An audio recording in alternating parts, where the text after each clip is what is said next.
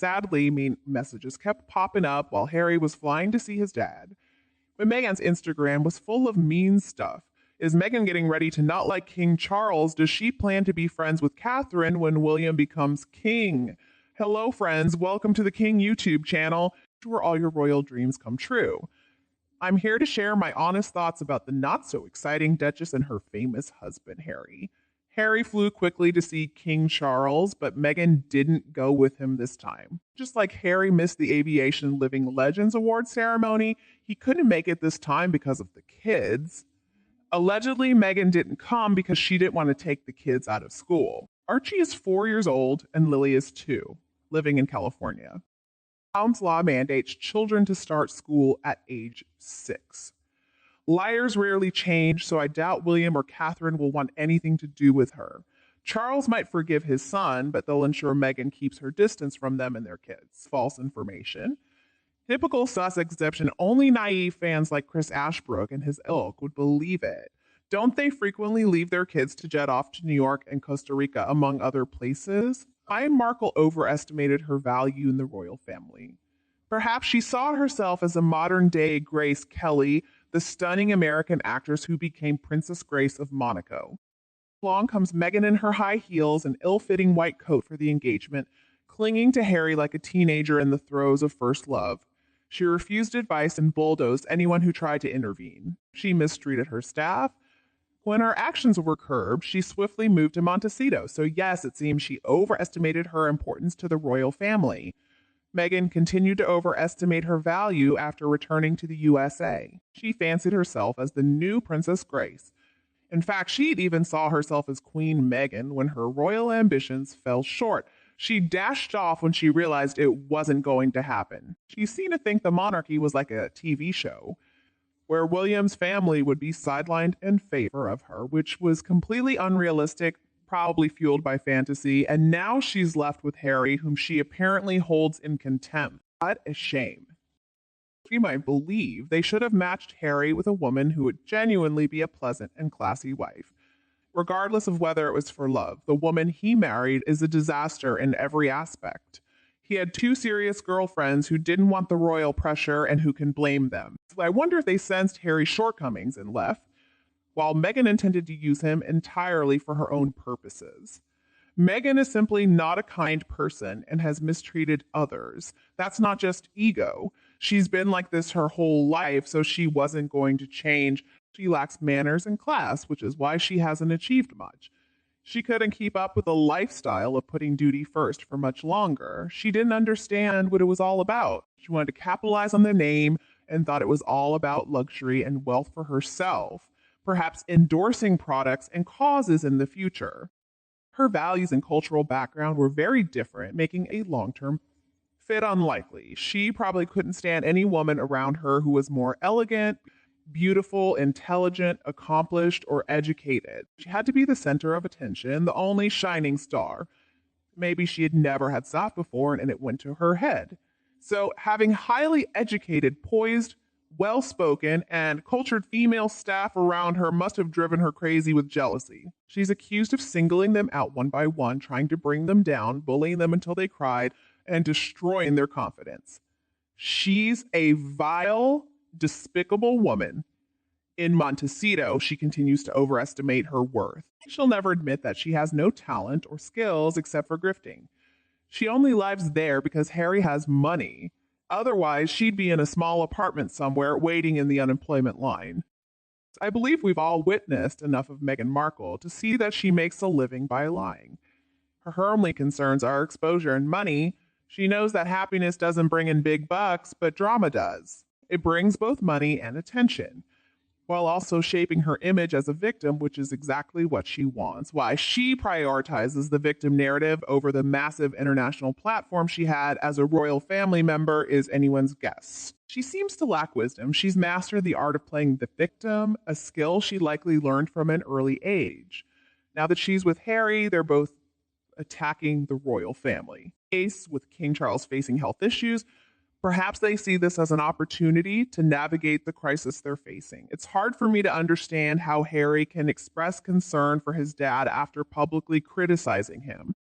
He said terrible things about the royal family, causing them a lot of distress, and then just showed up acting concerned. What nerve! It seems like he's only showing a tiny bit of kindness. Maybe he truly loves his father, or maybe he's just following the script that his wife wrote. Perhaps he's pretending to be concerned. Who wants to bet he asked for money? It seems he only cares about himself besides begging for money. He probably wanted to know about King Charles's cancer and Catherine's operation so he and his wife could gossip about it. I hope King Charles didn't tell him, and I hope Harry doesn't have any listening devices on him. I really hope there won't be any series revealing information from these two. They're not creators of meaningful content. Let's not do anything disgusting out of ignorance about their content. While the media are portraying Harry's quick flight as a thawing of the relationship, the public can see through it. Flying from LA just to spend half an hour talking to his father isn't fooling anyone. Then the king and queen hopped into a helicopter and headed straight for Sandringham. It's puzzling why they didn't plan on a longer visit, and why didn't Harry meet them at Sandringham instead? There are plenty of rooms there too. Prince Harry arrived at the palace when the king was about to leave. According to palace reports, they spent 45 minutes together. Then, shortly after Prince Harry left, the king flew to Sandringham again. Apparently, they had a short meeting before the king's departure, but it was brief because Charles has a packed schedule. Even with his illness, he had to stick to the timetable, often organized to the minute weeks in advance, to avoid disrupting many people's arrangements. February 6th holds significance in the king's calendar as it marks the anniversary of his beloved grandfather. George Vaux's death marked his mother's accession to the throne. King Charles still feels a strong connection to his grandfather, who passed away when Charles was young. He prefers to spend the anniversary of George Vaux's death in reflection at Sandringham, where he spent much time with him. Regarding Harry, I don't have any personal comments. However, it's hard to believe that Harry's years-long campaign of targeted hate, lies, and bitterness directed at his father and family can suddenly be set aside because he's concerned about his father. It shows a deluded and spiteful side of him. There may be other reasons for his visit to the UK, such as money or publicity. Perhaps there's another reason he wanted to see his father, and he's using this as the perfect opportunity. If rumors are accurate, their lies are expected to be exposed in the spring. With the super injunction being lifted, all the topics that the UK press were previously banned from discussing or investigating will now be open for debate and headlines. Many comments suggest that the removal of titles might be another reason for Harry's visit. There's also speculation about Prince William potentially seeking IP status, and another super injunction to continue his behavior without consequence. Another theory is that despite a serious rift with his father, Harry might feel a strong urge to see him when faced with a reminder of his father's mortality. While I'm not a fan of the Duke and try not to judge him, I've developed unfavorable views of him and the Duchess. However, I can resist the temptation to automatically assume the worst of him in every situation. On the other hand, a caring father may have reassured his concerned son that there was no immediate danger. So there was no need for him to stay, especially if his presence would upset other family members and disrupt the peaceful environment needed for the father's recovery. Some may think I'm a bit crazy for still wishing them well. Despite the Sussex family's past actions, I hope Harry still has enough conscience to care for his father, but realistically, it seems his and Meghan's personal interests take precedence. It's odd that news blogs and other platforms are so focused on Harry's presence in the UK if he's not a significant factor. People seem to know details about how long he spent with his father, where he's staying, his motives, and so on. The level of attention is astounding. They seem oceans apart unless it's a red carpet event. Come in a Jamaican movie premiere scenario.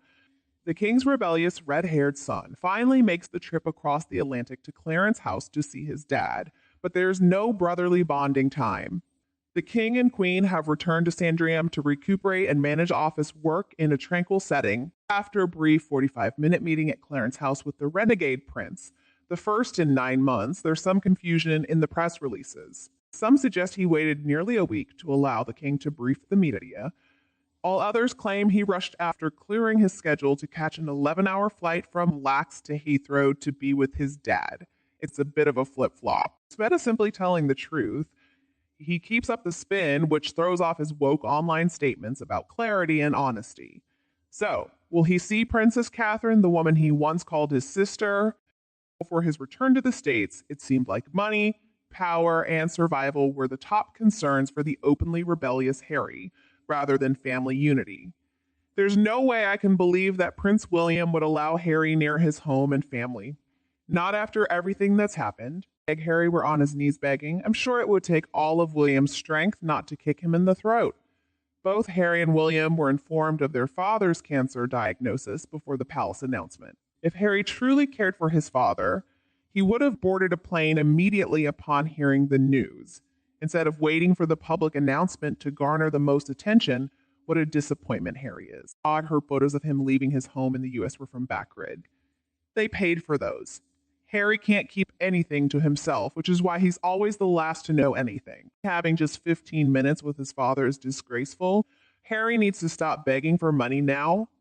Harold, you're only sabotaging yourself. Your loyalty to the institution that raised you is astonishing. How was that 15-minute meeting with your father with security standing beside you? It's likely they had blockers to ensure you didn't have recording devices. Was it worth the 11-hour flight? Spending 22 hours on a plane? You foot the bill for all that security and the press following you. And none of this warranted rushing over there like the fool you are. If they ever felt remorse, compassion, or empathy, they would realize that the world can't stand them and doesn't trust them. Everyone knows this was a major PR stunt. They're such losers, and they would apologize for their behavior if they weren't true narcissists. Their fans are even worse. Imagine supporting such behavior. I wonder if their children would treat them the same way the Sussexes have treated their parents. They'd likely be complaining. I can't fathom not sympathizing with the late Queen, Philip, William, Catherine, and others for the turmoil they've endured from the disgraceful duo who still cling to their titles, etc. From the family they sold out for money to Netflix, etc. It's heartbreaking to think about what the entire family has endured since they entered their lives. Most importantly, normal, sane people would never do what they've done. It's so repulsive and incredibly sad for the royal family. They need to let go. The amount of hate she holds and continues to spew is unreal. Her bitter animosity toward the royal family has no bounds, and she seems completely incapable of moving on. Is every beautiful picture of Wales or every grand event that draws thousands of people. Her jealousy seeps and oozes from every pore. Harry supports her and refuses to participate unless event organizers comply with his demands to include her in everything. She had children, and they didn't obey her perfectly. One can only imagine what she would do behind closed doors. She's a terrible bully who clearly lacks compassion for children. If she's so wicked, she doesn't bother hiding it even in front of a room full of witnesses. From Charlotte's wedding fitting to the recent picture of her sneering at an innocent child.